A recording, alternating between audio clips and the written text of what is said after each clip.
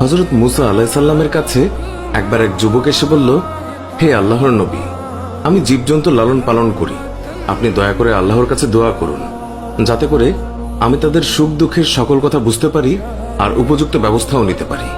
যুবকটির কথা শুনে মুসা আলাইহিস সালাম বললেন, সাবধান, এর থেকে বিরত থাকুন, এর মধ্যে অনেক বিপজ্জনক ব্যাপার স্যাপার লুকিয়ে আছে যা আপনি সহ্য করতে পারবেন না। কিন্তু যুবকটি নাছোড়বান্দা, সে বারবার কাকুতি মিনতির সুরে একই আবদার করতে লাগলো। মুসা আলাইহিস সালাম বললেন, এটা মঙ্গলজনক নয়।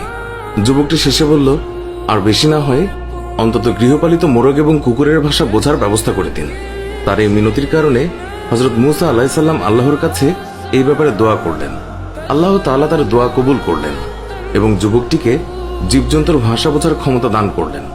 যুবকটি খুশি মনে বাড়ি ফিরে এলো আর মনে মনে বলল, এবার জীবজন্তুদের সব চালাকি ধরা যাবে।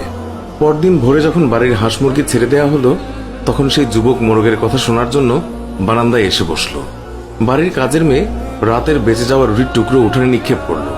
কুকুরটিও কাছেই ছিল। এই সময় মোরগটি ঝাপটি মেরে রুটির টুকরো মুখে পুরে নিল।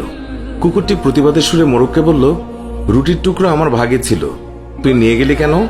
উত্তরে মোরগ বলল, একটু সবুর করো, অবস্থার দ্বারা বুঝতে পেরেছি কালকেই আমাদের মনিবের সুন্দর ঘোড়াটা মারা যাবে, তখন তুমি মজা করে তার গোশত খেতে পারবে।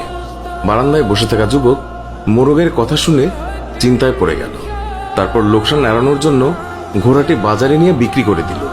পরদিন ভোরে আবারও যখন উঠোনে রুটির টুকরো ছড়ানো হলো, তখন মোরগটি সঙ্গে সঙ্গে তা লুফে নিল।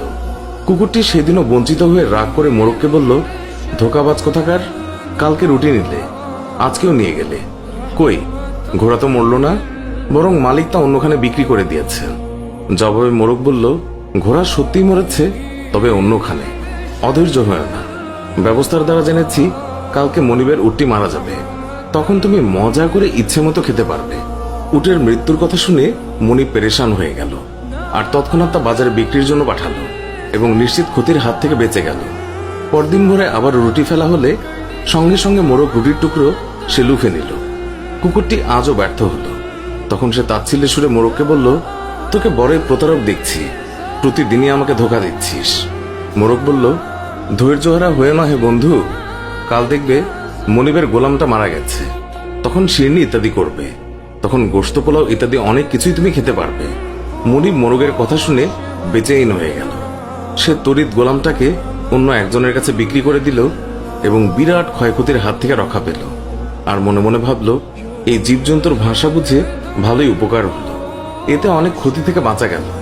কিন্তু এতে যে জেনে বুঝে অন্যকে ক্ষতির সম্মুখীন করা হলো, সে তা চিন্তা করল না। চতুর্থ দিন ভোরের কথা, রুটির টুকরো আজও এক লাফে লুফে নিল মোরগটি। অসহায় কুকুর রাগের চোটে মোরগকে গালাগাল করতে লাগলো। মোরগ তাকে সান্ত্বনার বাণী শুনিয়ে বলল, হে বন্ধু, একটু ধৈর্য ধরো, কাল দেখবে মনিব নিজেই মারা যাবেন।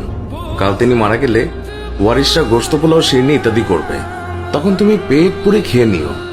আজকে মোরগের কথা শুনে যুবকটি যার পর নাই বিচলিত